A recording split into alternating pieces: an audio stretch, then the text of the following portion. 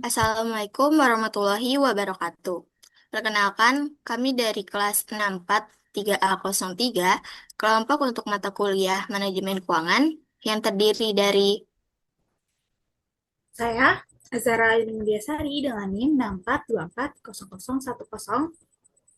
saya dan Mutiara Zahra dengan NIM 642400055.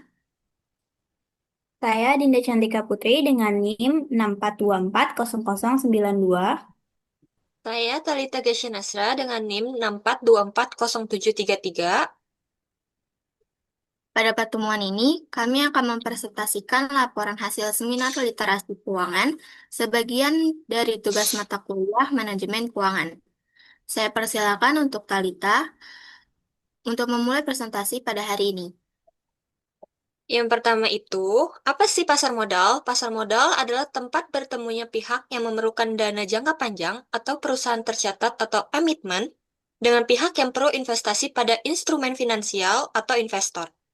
Transaksi dilakukan melalui instrumen surat berharga atau efek. Selanjutnya itu, ada 3 instrumen utama pasar modal Indonesia. Yang pertama itu ada saham. Saham adalah bukti kepemilikan nilai sebuah perusahaan atau bukti penyertaan modal. Karena itu, pemilik saham memiliki hak mendapatkan dividen sesuai dengan jumlah saham yang dimilikinya.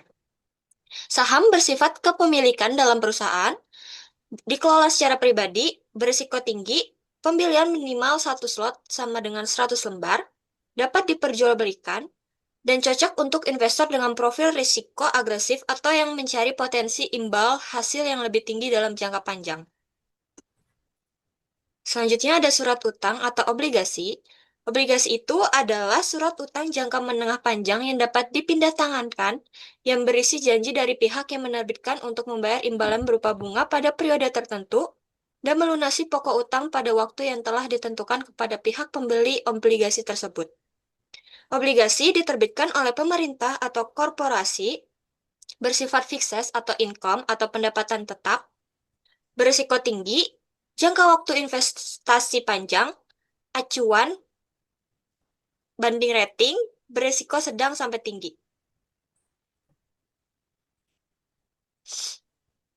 Selanjutnya yaitu reksadana atau Exchange Traded Fund atau ETF.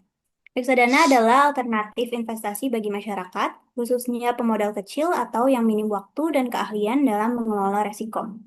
Instrumen ini menghimpun dana dari mereka yang ingin berinvestasi namun terbatas pengetahuan dan waktunya, serta mendorong partisipasi pemodal lokal di pasar modal Indonesia.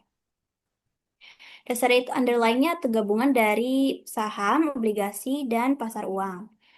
Lalu reksadana ini dikelola oleh manajer investasi dengan resiko yang low moderate, bisa dijual kapan saja, dan bisa dimulai dari angka Rp10.000.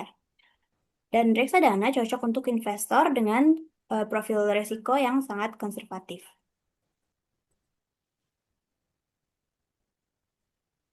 Berikutnya yaitu perencanaan investasi di pasar modal dengan memilih instrumen di pasar modal. Perencanaan investasi yang baik di pasar modal, terutama bagi pemula, memerlukan 3 langkah utama dalam pemilihan instrumen. Yang pertama yaitu sesuaikan dengan budget kalian masing-masing. Jangan memaksakan diri jika anggaran tidak mencukupi. Yang kedua ada self-assessment atau evaluasi diri. Setiap orang memiliki profil risiko yang berbeda-beda. Maka instrumen yang dipilih juga harus disesuaikan dengan tingkat toleransi risiko pribadi.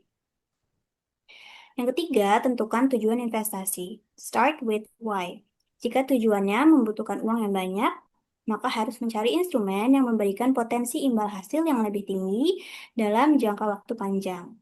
Contohnya, investor pemula dengan potensi keuntungan sedang, maka cocok dengan memilih reksadana. Oke, selanjutnya, prosedur pembukaan akun Pums ID. Sebelum memulai, pastikan Anda telah menyiapkan dokumen berikut, yaitu KTP, NPWP jika ada, dan nomor rekening bank pribadi. Selanjutnya, kalian harus install aplikasi Pums ID, bisa ada di Play Store dan App Store. Selanjutnya pilih Open an Account atau scan barcode yang tersedia. Selanjutnya pilih opsi Galeri Investasi dan pilih universitas yang bersangkutan jika pendaftaran melalui program kampus. Selanjutnya pilih jenis layanan online dan masukkan kode referral jika ada. Dan kode ini bersifat opsional atau tidak wajib dan bisa digunakan untuk mendapatkan Philip Coin. Masuk ke penyelesaian data dan verifikasi. Lengkapi semua informasi yang diminta, yaitu nama, email, nomor HP, dan kode verifikasi yang Anda terima. Selanjutnya pilih akun reguler atau akun syariah sesuaikan dengan kebutuhan investasi Anda. Selanjutnya pengisian data bank. Masukkan data bank pribadi Anda dengan benar. Jika Anda memilih bank non-BCA, Anda bisa memilih Permata Bank untuk proses RDN secara online. Selanjutnya, Anda bisa mengunggah foto, isi data pendidikan atau pekerjaan, dan formulir profil risiko. Selanjutnya,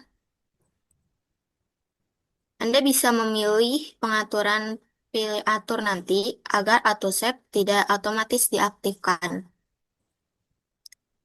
Dan selanjutnya, membaca syarat dan ketentuan dan centang syarat ketentuan itu.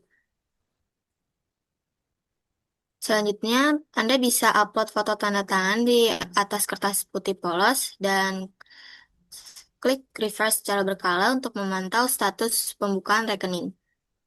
Oh ya, setelah semua data terisi, sistem akan memproses verifikasi. Pastikan semua dokumen dan informasi yang Anda masukkan sudah akurat agar proses pembukaan akun berjalan dengan lancar dan cepat. Baik, terima kasih atas perhatiannya. Semoga presentasi ini dapat memberikan gambaran singkat mengenai materi, pengetahuan, serta manfaat yang kami peroleh dari seminar tersebut. Mohon maaf jika kami ada salah kata dalam penyampaian pada presentasi ini. Kurang lebihnya mohon maaf. Wassalamualaikum warahmatullahi wabarakatuh.